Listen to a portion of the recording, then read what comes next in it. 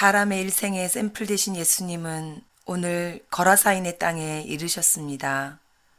27절에서 지에 내리시매라는 표현을 보면 예수님은 이곳 거라사 지방에 오시기 위해 배를 타고 오셨음을 알 수 있습니다.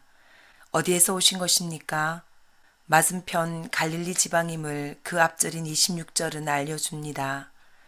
그럼 언제 어떻게 갈릴리 지방에서 거라사 지방으로 건너오셨습니까?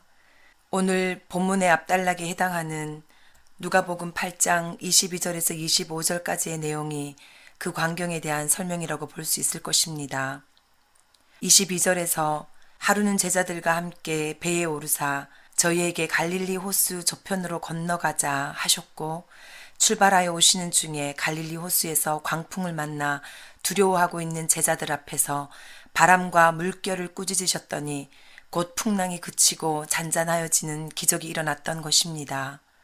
일생에서 처음 경험하는 그 기적을 보며 제자들은 하나같이 놀라서 저간 위기에 바람과 물을 명함에 순종하는고 라며 서로 물을 수밖에 없었습니다.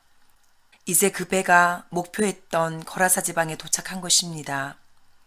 잠시였지만 죽음의 문턱까지 경험한 엄청난 풍랑을 뚫고 도착한 거라사 지방의 육지를 밟을 때 제자들과 예수님을 환영하는 인파들이 모여 있었을까요? 아닙니다. 그 도시 사람으로서 귀신 들린 자 하나가 예수를 만났습니다.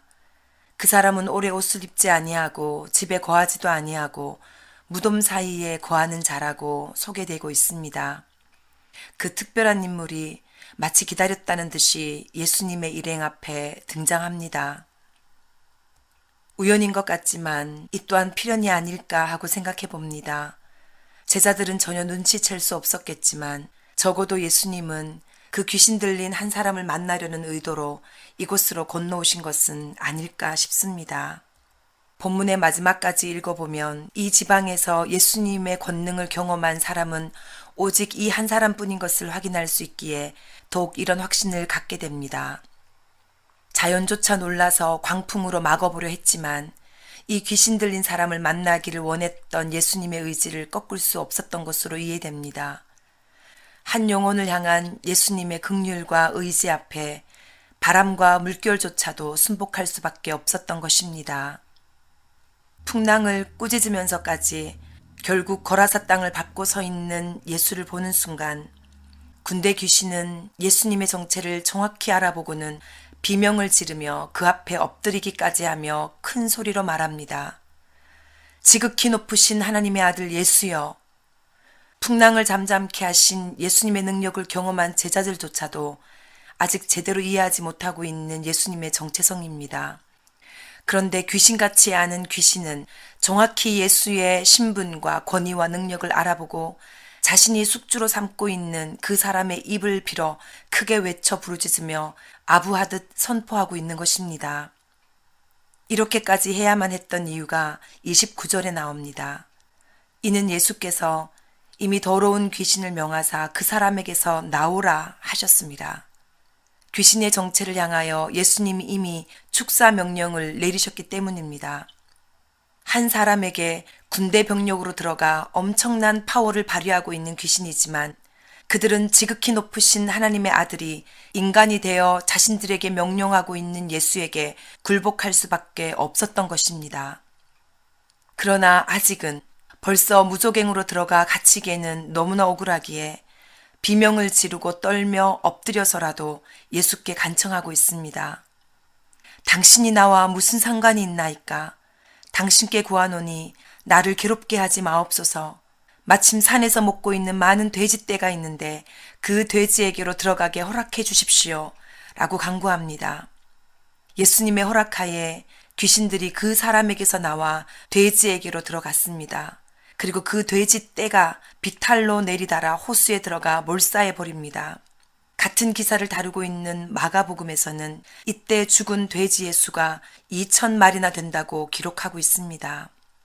당신이 나와 무슨 상관이 있나이까?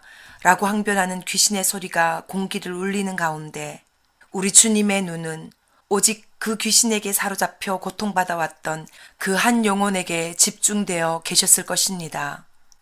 귀신이 가끔 그 사람을 사로잡아 버릴 때 아무리 그를 쇠사슬과 고랑으로 메워두고 지켜도 결국 그 맨 것을 끊고 귀신에게 몰려 광야로 나가 고통받게 되던 그 한 사람을 자유케 해주고 싶은 강렬한 열망뿐이었을 것입니다. 상관있다. 나의 자녀와 상관된 일이기 때문이다. 네가 나의 자녀를 괴롭히고 있는 한 나는 너를 용납할 수 없다.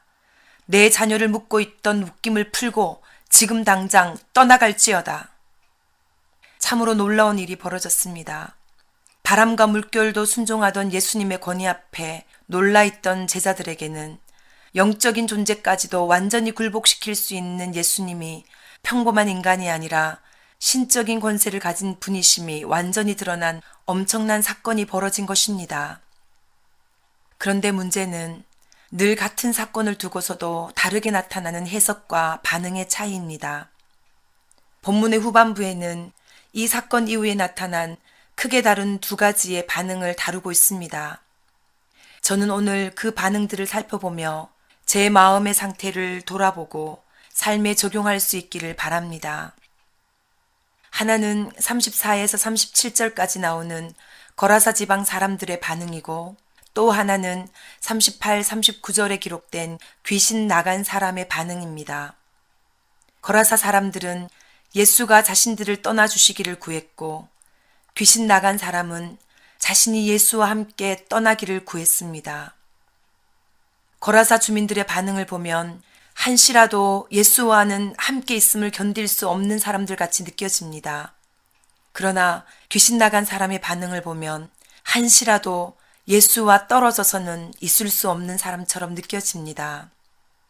거라사 지방 역사상 처음으로 일어난 이 엄청난 기적 앞에서 그들이 보인 가장 큰 반응은 두려움이었습니다. 사건을 가장 가까이서 목격했던 돼지치던 자들도 놀라 도망하여 두려움으로 보고했습니다. 그 일을 확인하러 몰려든 사람들도 과거 귀신 들렸던 자가 멀쩡한 정상인으로 앉아있는 모습을 보고는 두려워했습니다.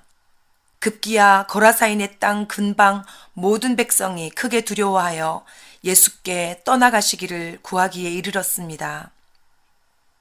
그들의 마음에는 고침받은 한 영혼의 회복에 대한 기쁨보다 때로 몰사해버린 2,000마리의 돼지들에 대한 아까움이 더 컸을 수 있습니다.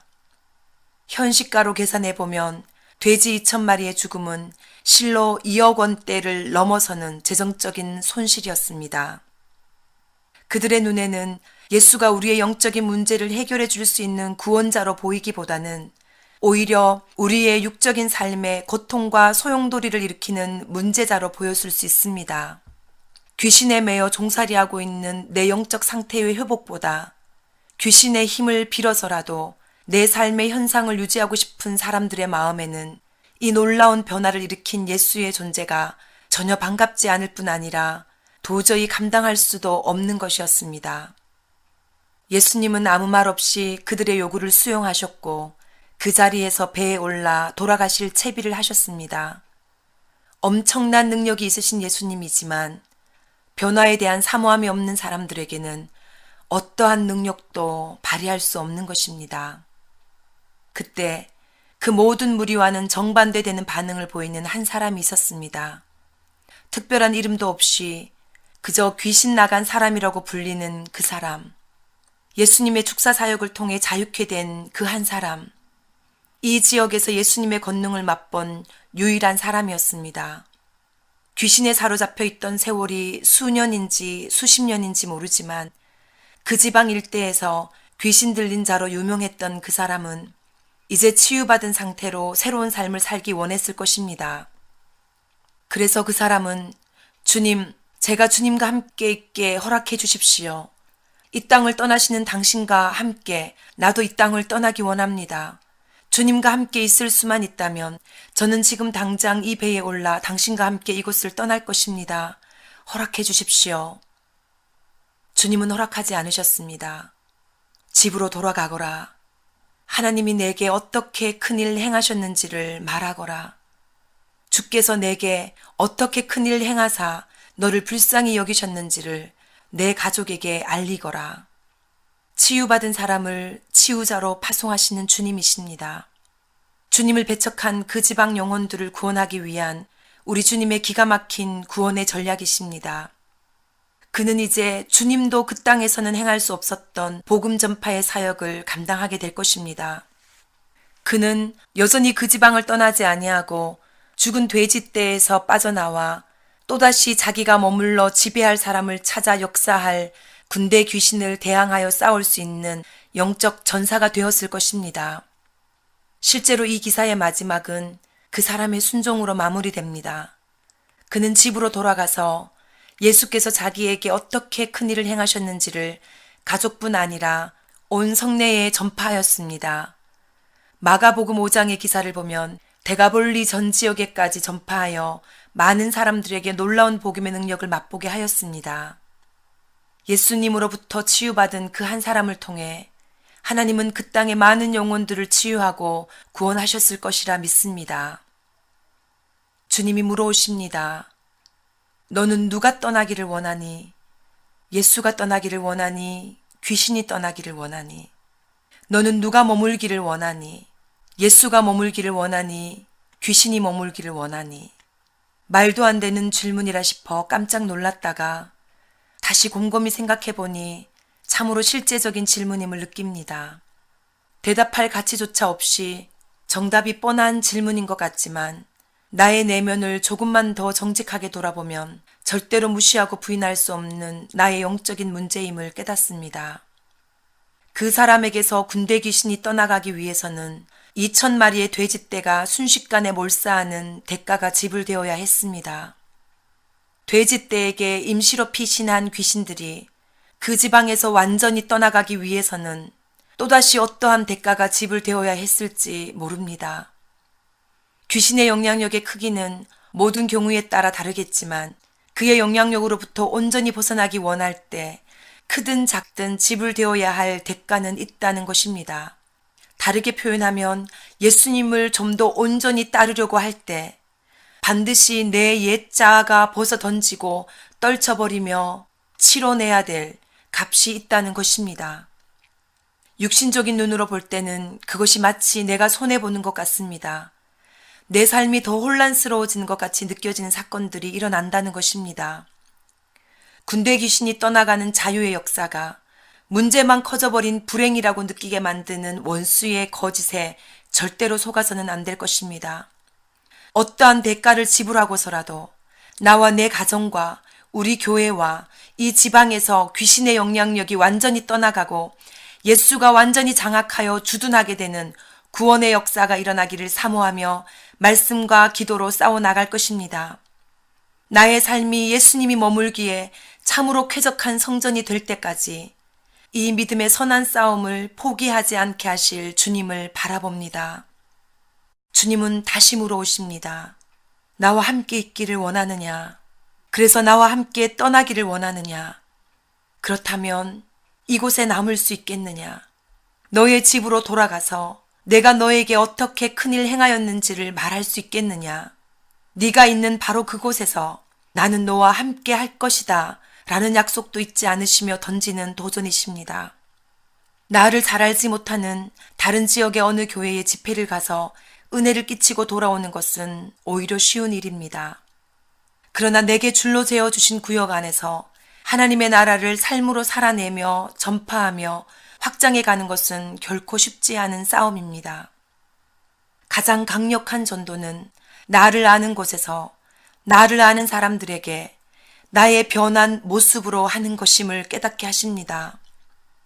주님, 제가 이 가정에서 나를 가장 잘 아는 남편과 자녀들에게 나의 변화되어 가는 모습으로 하나님의 사랑과 능력을 나타내게 하소서.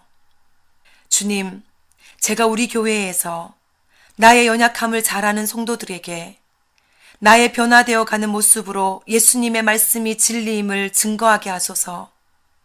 주님, 우리 교회가 이 지역에서 우리를 잘 아는 사람들에게 우리의 변화된 모습으로 하나님의 살아계심을 증거하는 교회 되게 하소서. 주님, 우리 한국교회가 저 한국 땅 가운데서 부정적인 시각으로 교회를 바라보는 사람들에게 회개하여 변화된 모습으로 생명 되신 예수님을 증거하게 하소서.